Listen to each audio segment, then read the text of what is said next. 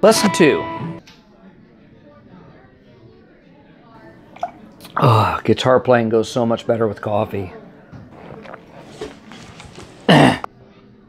Frequently asked questions.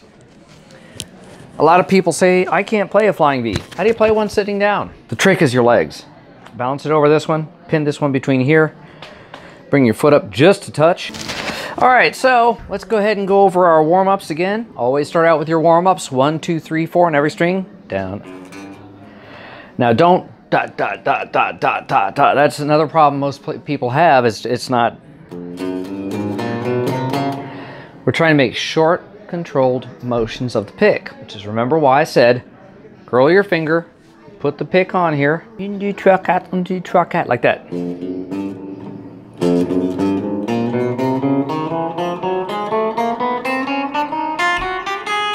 That's it. If you're part of the shred program, you got to do the all the way up to the 12th fret. 1st fret, then 12th fret, 2nd fret, then 3rd fret, then 4th, then 5th, then 6th, and 7th, 8th, 9th, 10th, 11th, 12th. Once you get to about week 4 of that, you got to start going on the rule of 1 mistake, 1 clam, start all over again. Go over. You had your chords in the last one. So A, B7. It just sounds so Beatles, doesn't it? C, D, E, F major 7, and G. For obvious reasons, there is no week 3 on here, because week 3 is actually part of an interactive lesson where I'm going to, what I'm about to show you to do, you're going to do. And you literally, it would take someone about a whole lesson.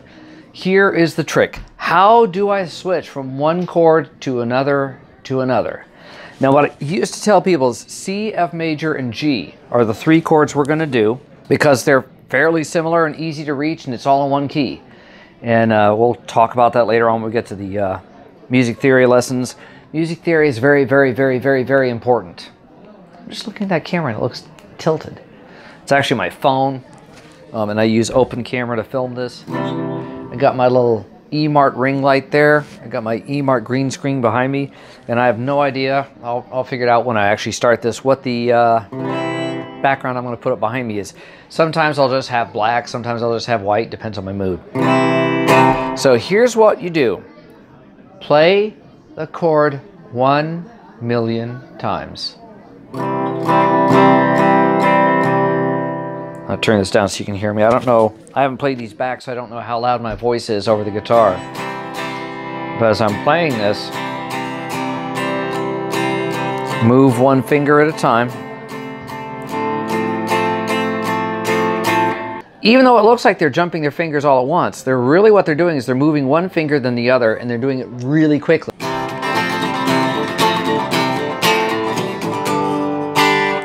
And you probably are too, even though you think you're doing it 1 note at a time. But what I did years and years and years and years ago, we're talking back in the 80s, and I mean, I can change chords pretty quick. I videotaped myself and slowed it way down and watched what my hands were doing, and I was moving 1 finger at a time. Even though it doesn't look like it, I was moving 1 finger at a time. Everybody does it. All right, so what we're gonna do is C, move 1 finger.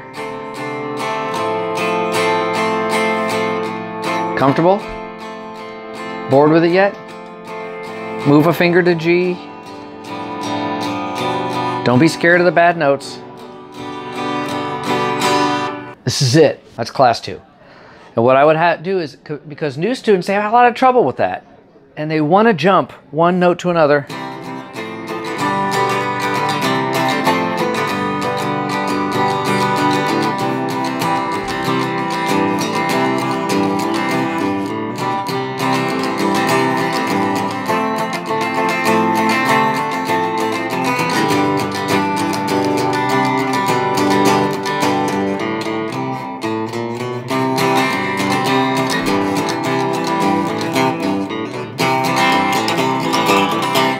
But really what we're doing here is we are just trying to move 1 finger at a time.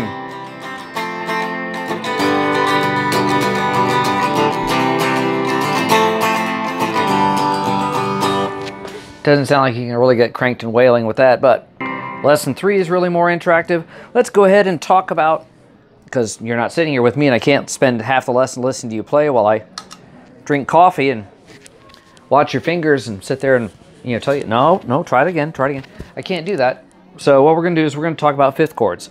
What is a fifth chord?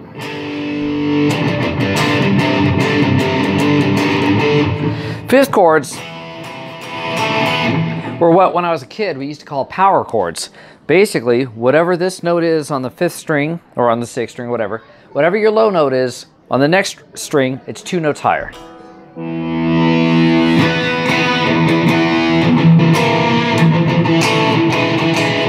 Now there are ways to play multiple chords, you know, major, minor, diminished, then augmented,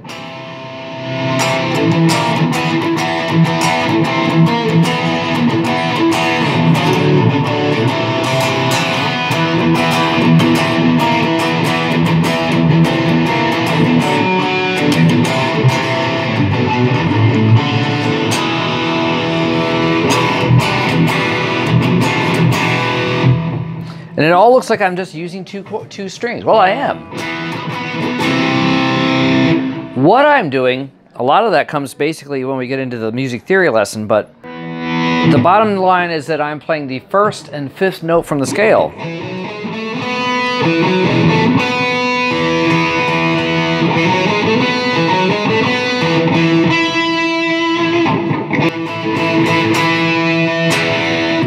Now, if you notice, a lot of players will also add the octave note.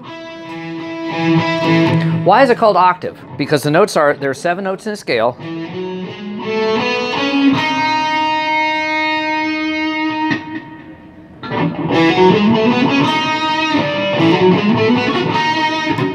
Do you notice your brain tries to add in the 8th note? It can't stand leaving that unbalanced. That's something you kind of want to be able to learn to play off of, because this is what's called music, is the ability to shape people's emotions through what you're doing with your instrument.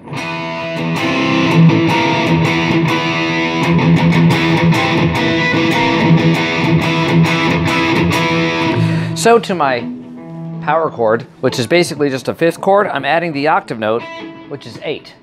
1, 2, 3, 4, 5, 6, 7, 8. The 8th note is the same as the first note. So why we call it octaves.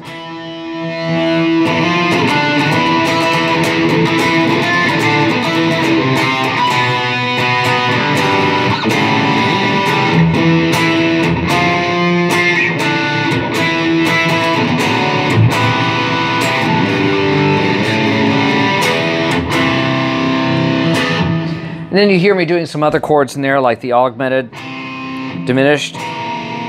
Don't worry about that right now. All you need to know is your fifth chords and fourth chords. If it's 2 frets higher, it's a fifth chord. Even if you're adding the octave or not, you can just do it with the 2 notes.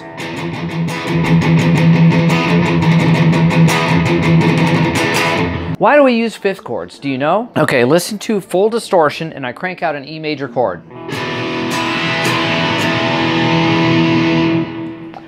As you start cranking through all the chords, G, C, D, E minor,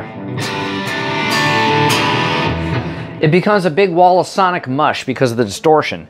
So a lot of guitar players just learned do it all off the fifth chord. The great thing about it is that it doesn't matter if it's minor or not. It's still the same note. It's what's called a perfect fifth. So you can sit there and play 10,000 songs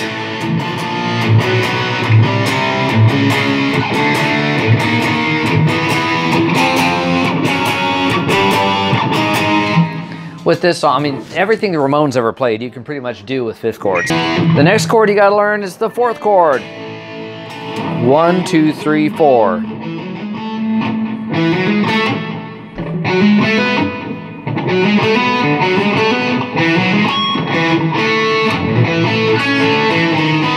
Okay, gotta stop before I hurt myself.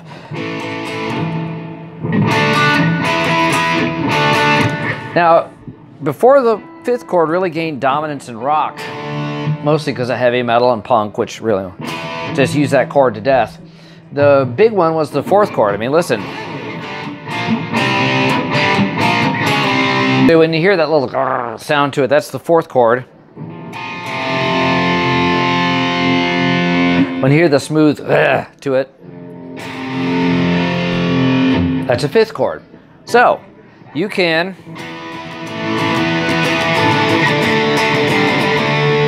which is actually one of the first songs that one of my bands ever did, was basically just 5th chords to 4th chords, E and D.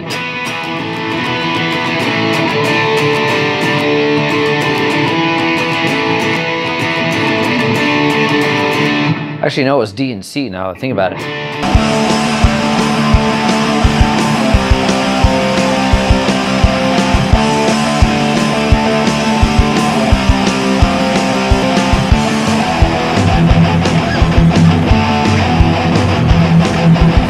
Is it easier to play the V standing up? Oh yeah, it's easier to play any guitar standing up. Just make sure you have a good strap.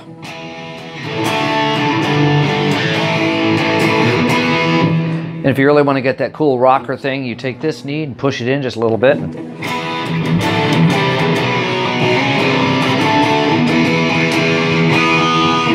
Now, if you're not comfortable with how low the guitar sits, raise the strap up.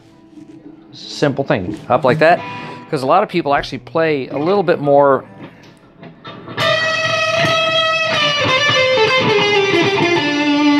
trying to get the guitar up just a touch.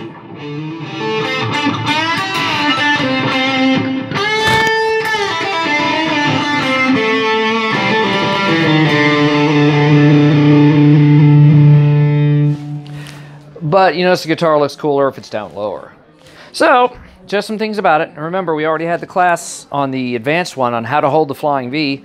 If you're gonna, you saw Michael Schenker doing it like this for so many years. So that's basically how you hold a flying V, is you just tuck it in like that. I want to have you all being flying V fanatics just like I am. I love flying Vs.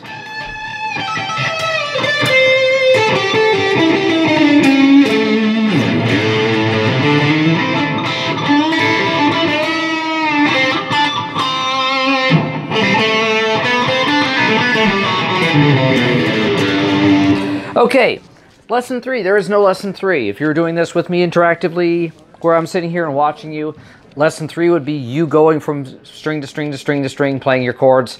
And then basically it takes right about, for the average person, 22 minutes of testing on that. You're going to just play the chord, play the chord, play the chord, play the chord, play the chord. And I would say, when you're ready, move one finger. And that would actually make you just sit there playing that one, you know.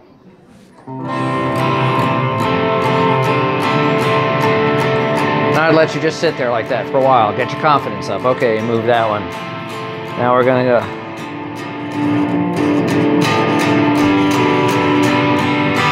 And that's about what it would sound like, the little clams and everything, because everyone's nervous doing it.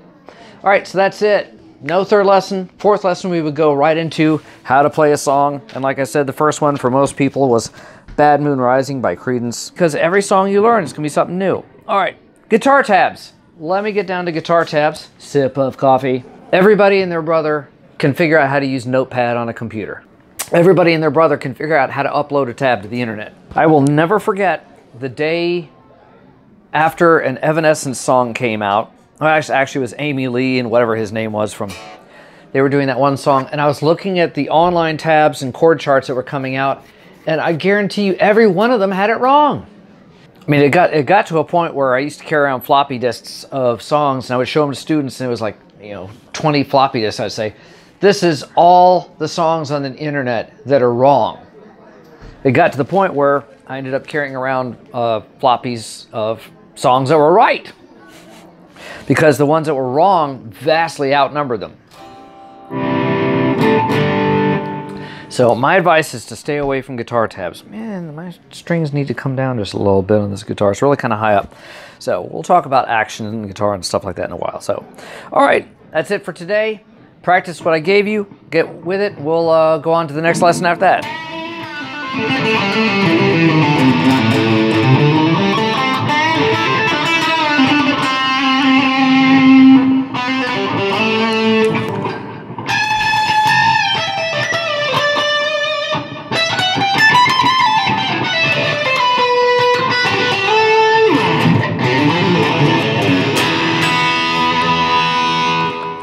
See you next time.